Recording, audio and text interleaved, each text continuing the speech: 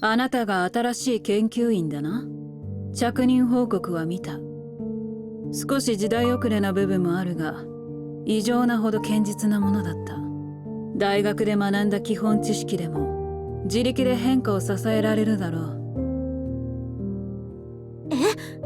それほどでも見解が足りてない部分があるって自分でも思うもの。見解のほとんどは以前書いた技術論文を踏襲しているの。先月のセイレーンの講義に着想を得て両者を結びつけてみようと思って。でも結局は慌ただしく完成させてしまった。もう一日いただければ必ずや。そんなに緊張しなくていい。私は伝えておこうと思っただけだ。主任はあなたの業務能力をとうに評価している。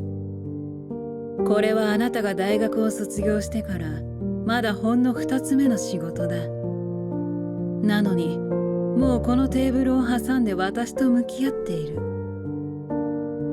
カティアにおける希代の天才とまではいかないが、えりすぐりの人材であることには変わりない。あなたのような若者には苦労して研鑽した結果を検証できる時間がたっぷりある。セイレーンへようこそ。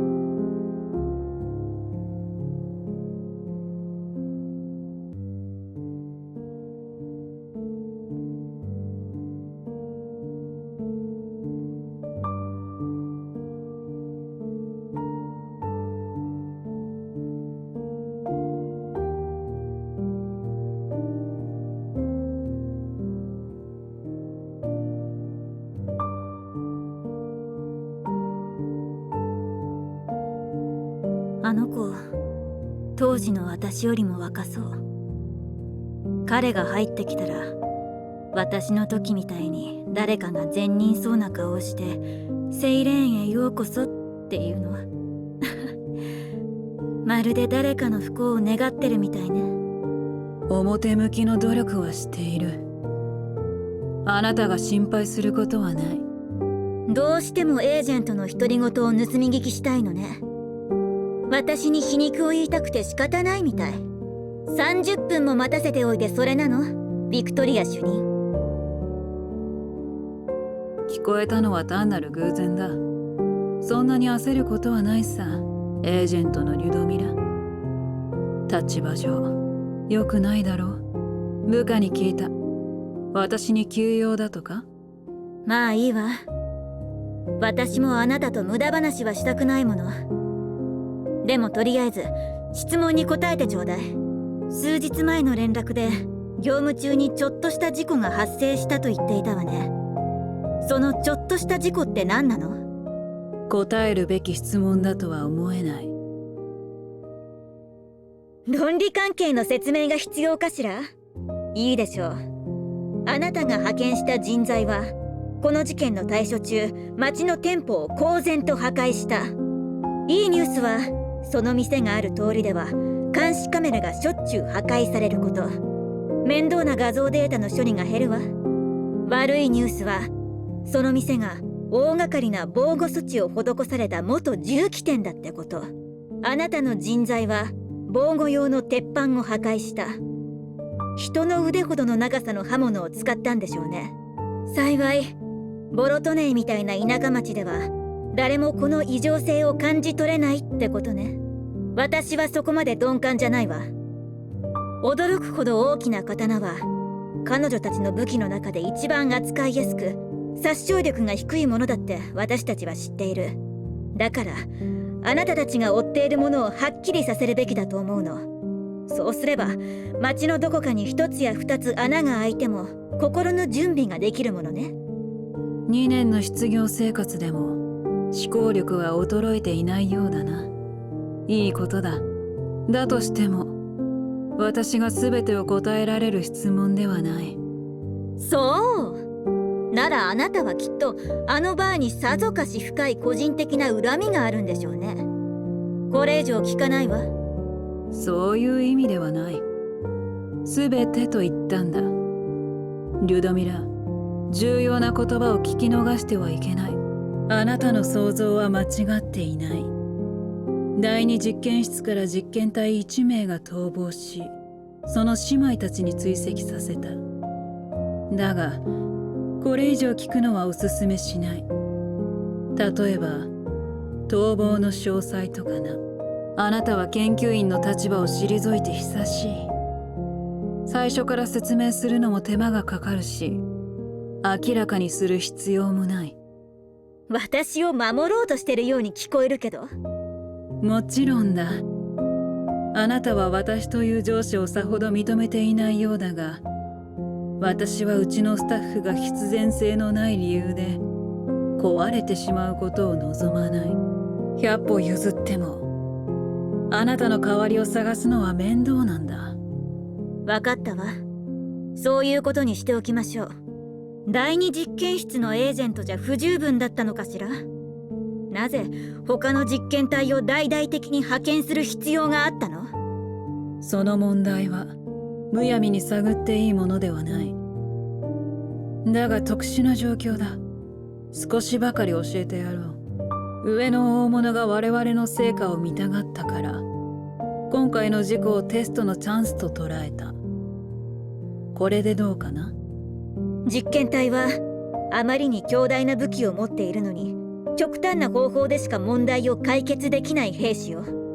なのにあなたはそんなものを街で野放しにするの？結果的に実戦環境における実験体の実行力と追跡力を検証することになった。それに今のところ悲惨な影響は出ていない。投資家たちもこの結果には満足するだろう。後になって彼女たちが関係者の命を奪った可能性があることに気づいたのよ。ここ数日私はその影響に全力で対処してたんだから。道理で元気がないわけだ。ご苦労様。後でこのリスク要素を上に報告しておこう。そんな。リュドミラ、私たちはこの事態の中で自分の立ち位置を認識する必要がある。事故が起こり、投資家たちはこれを機に成果を見ておきたいと考え、セイレーンはその通りにした。私は監督する立場で、あなたは後始末をする立場だ。あなたが思うほど両者に違いはない。それどころか同程度だと言ってもいいかもしれない。実際に今日彼女たちから定時連絡を受けた。コントロール不能になるような兆候はないし、目標の手がかりまで見つけた。あなたにとって十分な情報だといいのだが、それで私に急用というのは何だ？別のトラブルが起こったわ。実験体が襲撃した店は夜も普通に営業しているバーよ。事件が起こった時、中には他の客もいた。彼はアイギスの現役ナビゲーターよ。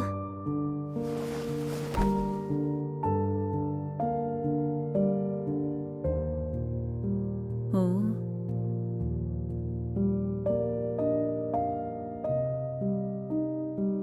う。そのナビゲーターと面識があるのか？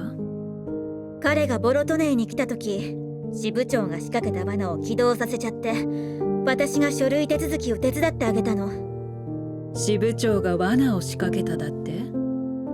面白い若者のようだな。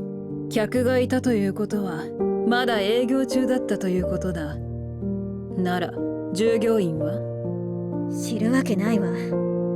死傷者の報告が上がっていないということは、大方そのナビゲーターと一緒に逃げたんでしょうね。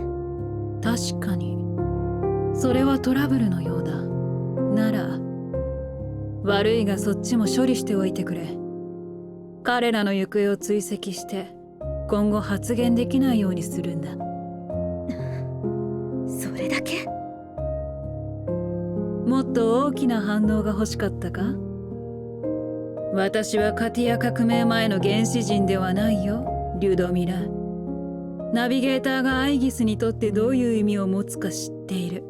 だがあなたも簡単な理屈をよく考えてみた方がいい。私があなたにこんな命令ができるということは、我々の支持者には一人のナビゲーターをしのぐほどの力があるということだ。この上には発信装置が隠してあった。あなたが書類を処理するときに貼ったものかな。残念ながらすでに廃棄した。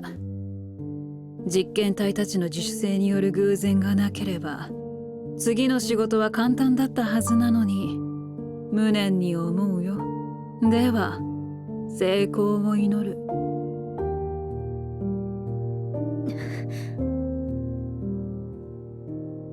イス、今度はなんだ？酒はもうおしまいだ。お酒じゃないってば。私はまだ酔ってない。本当だって。イス、無力であることって罪なのか？聞き間違いか？アイギスのボロトネイオフィスで最も順風満帆な世渡り上手兼首席科学官のリュドミラさんが無力だって？本当の天才を除いて無力さを感じない人なんている？ああ、うっとうしいったらもう。イス、もう一杯お願い。メノの真珠を。よかった。今度こそ本当に酔いつぶれた。ポール、休憩は一旦中止だ。リューダをソファーに運んでくれ。イス、あなたはあの時私の質問に答えなかったね。私たちみたいに日々を過ごすだけで疲れ切っている者がこんなことを考えるのは馬鹿げてるって思ったんでしょ。でもかつて大切だったものが当然のごとく崩れ去り、いとも簡単に生きた人間に刃を向けなければならない時、何もできないのは本当に罪じゃないのか？